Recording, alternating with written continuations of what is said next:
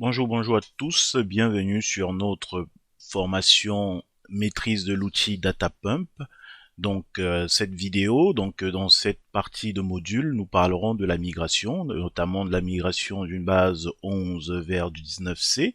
Il y a des méthodes automatiques, mais il faut connaître quelle version peut migrer automatiquement vers Oracle 19C.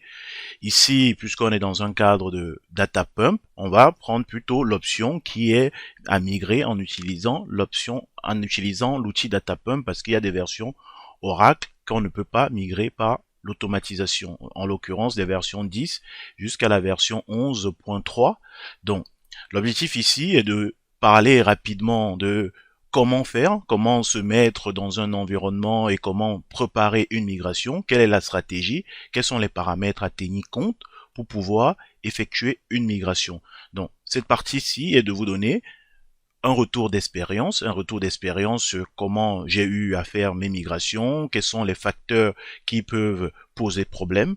Donc, la capacité ici est d'arriver à savoir les points sensibles parce que la migration de données même n'est pas la chose la plus compliquée en termes techniques, c'est plutôt tout ce qui est configuration autour des données. Voilà, donc pour pouvoir migrer, il y a des étapes qu'il faut suivre, donc préparation de la migration, avoir un fichier de suivi de chaque étape et chaque acteur de la migration.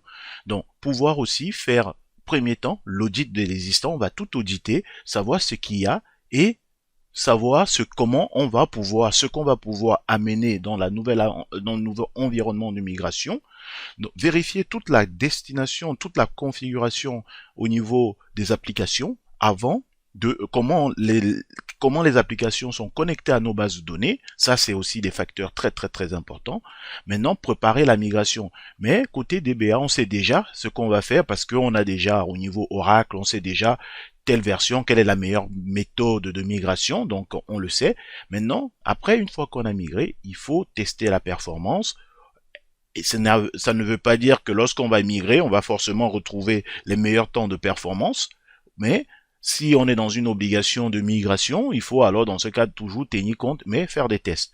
Après, maintenant, former les utilisateurs, ça peut être former les utilisateurs au niveau de l'utilisation, au niveau des développeurs, parce que les développeurs ont certaines routines qu'il faudrait leur remontrer comment ça fonctionne. Voilà. Tout ça, il y a plusieurs étapes, il faut les préparer, et impliquer les équipes projet. Impliquer les équipes projet, ça veut dire que les responsables applicatifs, les utilisateurs de chaque application, faire des réunions avec eux, avoir une validation, et aussi avoir un responsable avec qui le DBA va communiquer pour chaque application. Cela permet d'avoir un seul flux d'échange et un suivi de manière claire. Maintenant, est-ce que dans l'équipe, il y a des scénarios de test? Il faut prévoir aussi les scénarios de test qui permettent de savoir est-ce que la migration est réussie ou pas. Donc, il faut avoir ce côté scénario de test. Il y a des logiciels qui permettent de tester, qui vont permettre de tester si on a des bonnes connexions à la base, est-ce que les temps de retour sont bons, est-ce que niveau applicatif, qu'est-ce que on doit avoir en retour au niveau applicatif pour savoir que la migration s'est bien terminée. Tous ces acteurs, tout cela doit être connu d'avance. Ça doit être connu d'avance avant de commencer la migration et avoir aussi maintenant tous les côtés qui peuvent venir freiner la migration, c'est-à-dire les utilisateurs. Voilà. Donc, pour ma part, j'avais préparé dans ma migration, j'ai préparé un petit fichier que je vais vous montrer, qui est très important dans le suivi. Donc là, c'est le mien, mais il faut aller dans un fichier, il faut avoir un fichier, et ce fichier, donc ce fichier-là doit être comme un parchemin. Ici, on prend d'abord une base de test. Vous voyez, j'ai une application, donc ordre de travail pour la migration du 11 vers la 19C. Donc, j'ai un plan de travail préparatoire, tout ce qu'il y a à préparer, donc les réunions de lancement, avec quelle équipe, le pourcentage d'achèvement de ça. Je fais un planning, j'ai prévu un planning de migration, c'est-à-dire à quel moment on va migrer la dev, à quel moment on va migrer l'intégration, à quel moment on va migrer la recette, la pré-prod et la mise en prod. Est-ce que la mise en prod est dans une fenêtre qui est calculée? C'est-à-dire que parfois vous avez dans des équipes ou dans des entreprises où il y a des jours prévus pour la migration. Donc qui sont prévues pour les actions en production. Donc, on appelle ça les journées techniques. Dans ces journées techniques-là, est-ce que la migration doit aller dans ce jour? Est-ce qu'on va planifier cette migration sur ce jour-là? Donc, à ce moment-là, on commence là à faire le calcul et faire un rétro-planning jusqu'à la migration, prévoir cette migration-là. Choisir les schémas à migrer, donc toutes les étapes. Quels sont les schémas à migrer? On va voir avec les équipes. On va leur demander, mais dans votre base de données, qu'est-ce qu'il faut migrer? Parce que dans le cas de 11, par exemple, il y a souvent des schémas qui n'ont plus besoin, qu'ils avaient utilisés. Vous pouvez trouver. C'est pour ça que l'audit de l'existant est important. Savoir est-ce que c'est toujours utilisé. On va vérifier aussi ça. Est-ce que c'est encore nécessaire d'aller en production? Et dans tous les cas, il y a la connaissance du métier qui est très très très important. C'est même la partie la plus importante sur migration. Comprendre le fonctionnement de l'environnement sur lequel on va faire la migration avant de commencer les actions. Maintenant, ceci étant fait, on doit impliquer aussi maintenant l'équipe Unix ou l'équipe Linux, savoir est-ce qu'il y a des paramètres niveau système qui doivent être modifiés. Est-ce qu'il faut créer des failles système particuliers sur notre environnement cible? Est-ce que même sur l'environnement source, on doit créer des répertoires particuliers? Tout ça, il faut planifier, créer des demandes. Là, j'ai mis ici, par exemple, un numéro de suivi de demande. Il faut que toutes nos actions soient planifiées, toutes nos actions soient comment dire, soit enregistrées, les demandes qu'on fait à d'autres équipes externes, il faut les avoir de telle manière qu'à chaque fois, on va vérifier est-ce que c'est terminé et à chaque fois mettre aussi un pourcentage d'achèvement pour chaque bloc de tâches. Une fois ceci fait, on sait déjà les applications qui sont connectées à la base de données, on doit prévoir comment les arrêter. Est-ce que ça s'arrête par nous-mêmes en tant que DBA? Est-ce que ça s'arrête par l'équipe dans ce cas-ci, par exemple, l'équipe J2E, est-ce que c'est une équipe middleware qui doit l'arrêter? Est-ce que c'est le pilotage? Tout ça, il faut le savoir et planifier. Écrire des scripts, s'il faut l'arrêter par script, écrire tous ces scripts-là qui vont permettre d'arrêter. Ici, dans ces étapes-là, est-ce que nous, on déconnecte des utilisateurs au niveau base de données? Lorsqu'on va commencer nos actions de migration, est-ce qu'on va couper tous les utilisateurs?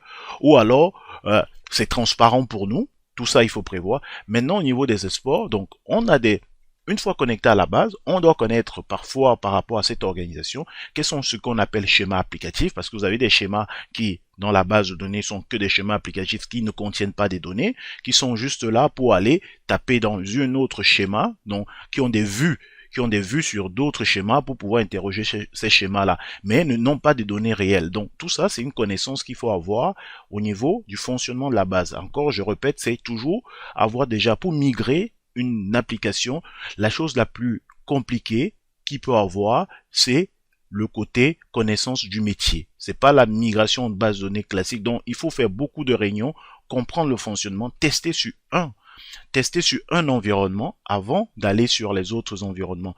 Ici, par exemple, je prends une base, donc je prends la même base qui me servira de base modèle, et ce base modèle-là, je travaille sur tous les environnements, donc dev.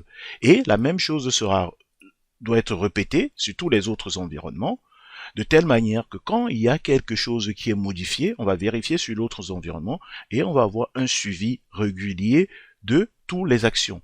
Donc, on a par phase, donc on a la phase de migration de données ici, on crée des tables space, est-ce qu'il faut créer de nouveaux tables space, qu'est-ce qu'on importe, les scripts qu'il faut relancer, est-ce que les scripts qui sont sur notre environnement de pré-production ou qui sont sur notre environnement de Oracle 11, est-ce qu'on les amène tous vers la Oracle 19 sur un nouvel environnement?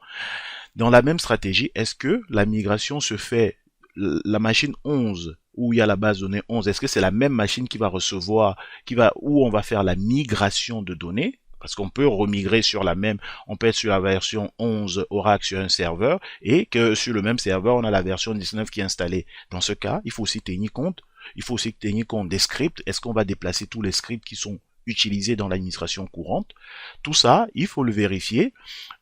Donc, maintenant, cette phase de migration, qui est vraiment la partie qui est dédiée au DBA, vous voyez, là, il faut savoir quelle équipe va faire telle action. Maintenant, la partie bascule applicatif, qui fait le basculement, quelle est l'équipe qui est en charge du basculement, toutes les applications configurables qui sont configurées, parce qu'on a souvent des applications qui vont passer qui ont des clients TNS, qui ont des clients Oracle qui sont installés dessus, qui vont avoir une TNS configuré pour pouvoir taper dans la bonne base de données. Donc du coup, dans ce cas-là, il faut prévoir aussi la partie changement de lien de connexion, modifier le TNS, sur quelle machine, est-ce qu'il y a une machine centralisée pour ça, les autres applications qui vont venir se connecter à la base de données, qu'est-ce qu'il faut vérifier, voilà. Donc ça c'est vraiment un planning qu'il faut vraiment lister d'abord, ça c'était pour mon cas, il faut lister toutes les actions à faire. Une fois que ces actions, on est sûr de ça, on répète déjà dans un premier environnement. S'il y a des erreurs, on va dans le deuxième environnement, on corrige ce qui a été fait en dev, s'il y a eu des soucis, on corrige au fur et à mesure. Il faut qu'au fur et à mesure, lorsqu'on avance, on fait moins d'erreurs et qu'on arrive en production, ici la phase de production, qu'on ait enregistré toutes les phases d'erreurs possibles. Vous voyez ici, donc vous avez la partie basculement, après vous avez les actions post-migration, où lorsqu'on a migré, premières actions, on fait une sauvegarde à froid, je dis bien à froid, des données, et on active la supervision. Donc, qui active la supervision? C'est l'équipe qui doit activer la supervision. La fin pour la communication, le test applicatif. Donc, voilà. Donc, et go no go ici, est-ce que par rapport à la fin de ces tests applicatifs là, l'équipe étude ou l'équipe qui gère l'application sont satisfaits de la première phase de migration? S'ils sont satisfaits, on va à la phase 2. Maintenant, la phase 2, c'est sur l'environnement d'intégration. Au fur et à mesure qu'on va, il y a validation, on corrige les erreurs jusqu'à ce lorsqu'on arrive en prod, même s'il y a toujours des différences entre la prod et la pré-production, mais qu'on part d'abord sur un cas, on va jusqu'en prod, on voit les erreurs qu'on a en prod avant de rebasculer sur d'autres environnements. Voilà, donc merci à vous de m'avoir suivi et à très bientôt pour la prochaine vidéo où on va faire une petite migration de base de schéma Oracle 11 vers Oracle 19c. Merci à vous.